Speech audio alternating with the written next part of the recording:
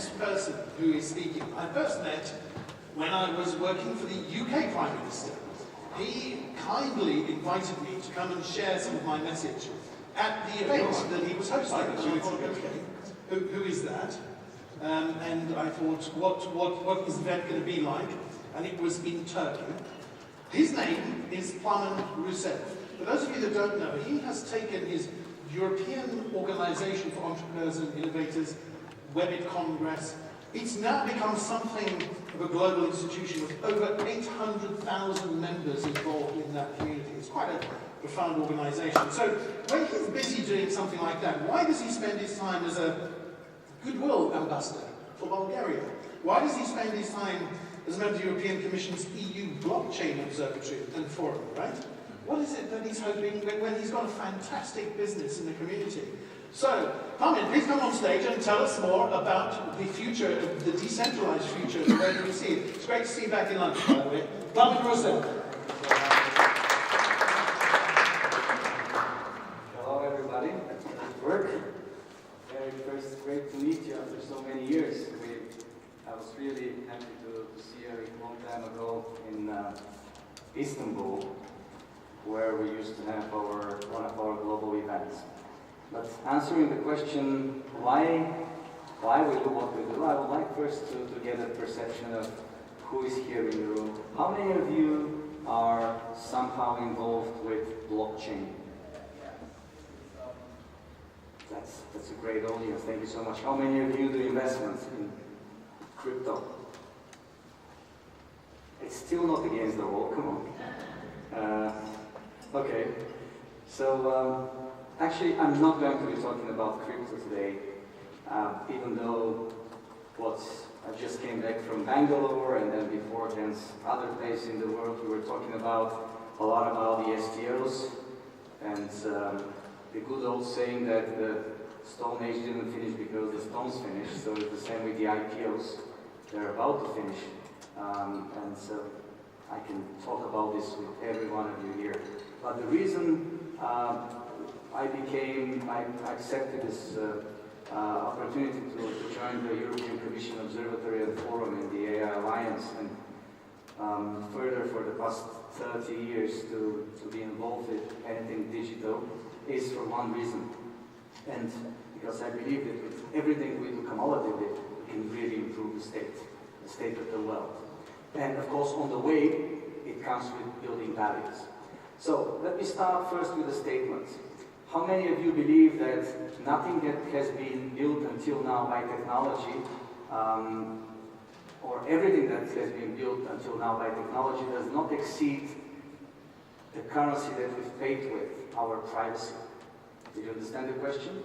Do you believe that we've created anything beyond what we've paid with our privacy? How many of you believe this?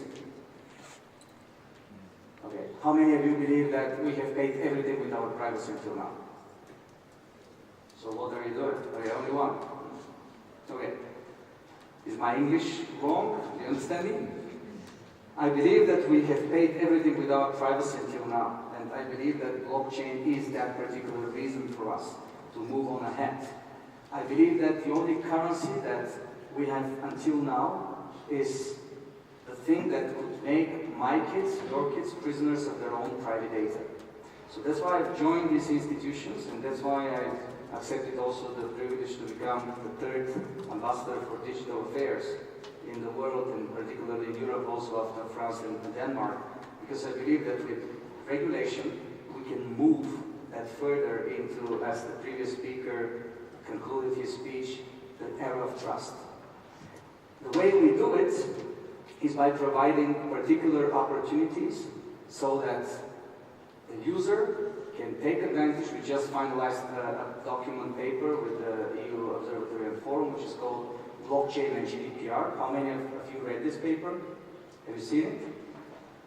I kindly encourage you to search for it and to download it. It's a paper with a lot of information of how GDPR and blockchain go hand in hand. And I believe that each and every one of you who is doing anything in blockchain will take a lot of advantage from this paper, because as part of the Commission's body, this paper will become a good reason for a lot of discussions within the Commission and the European Parliament.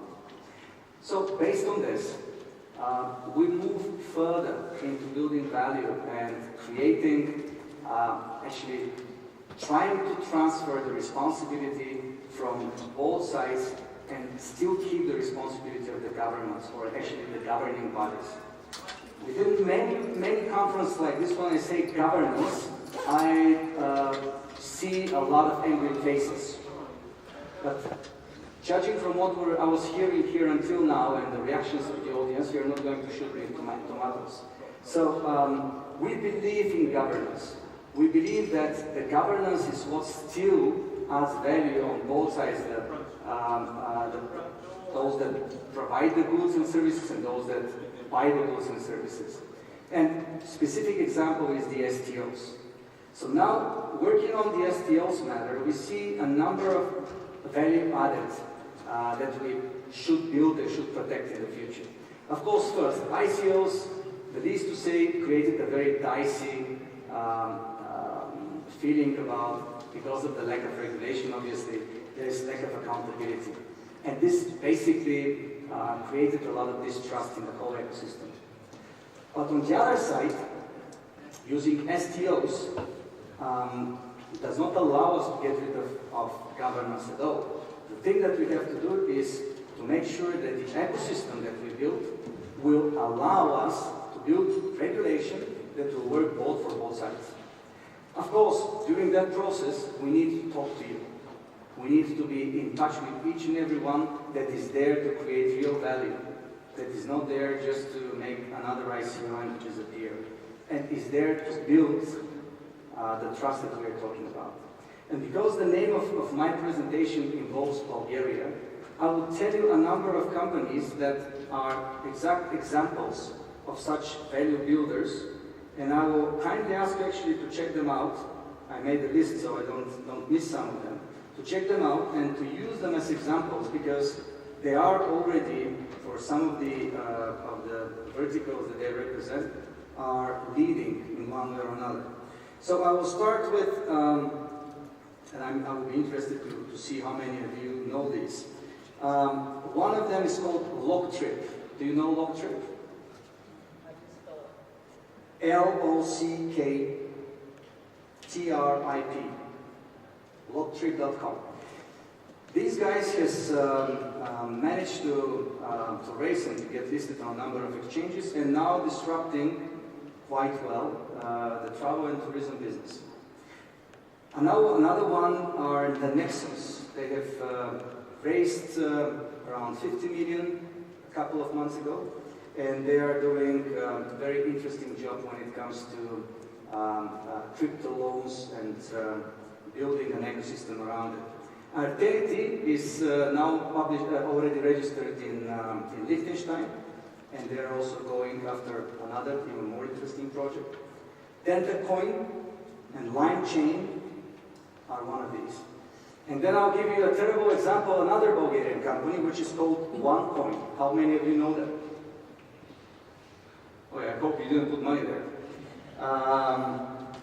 So, the first that I've mentioned are not only growing, but they're really building values, and as members of the commissions that are going after great projects, we use them also for examples on how Europe can adapt and can build legislation based on models that are really working. So I'll be happy if you, after this talk, approach me and give me examples of what you are doing and why, for example, European Commission, European Parliament should know more about it. Should be a great example for many to follow and to build the real examples of trust that we have. And just to finish, I'm a believer that we grow at exponential rate, but we also forget an exponential rate. So now it's time to stop and to reflect. We have built a global community of innovators, of policymakers from all around the world. We have built global gatherings, the Webbit events, the Webbit festivals with 10 to 15,000 people coming from over 110 different countries. And every time we bring together all these, we had over 1,000 policy people showing up in Sofia this year in May as a flagship gathering of innovation of the European Commission. Every time we get together, we basically ask one simple question. How what we do improves the state of the world and how it adds value to this value chain of trust. So, if you have an answer for me for what you're doing, I'll be more than happy to talk, to share your projects within the European community, and of course with the WebIT community, because you know that one thing about communities is very important. Communities are built around shared necessities.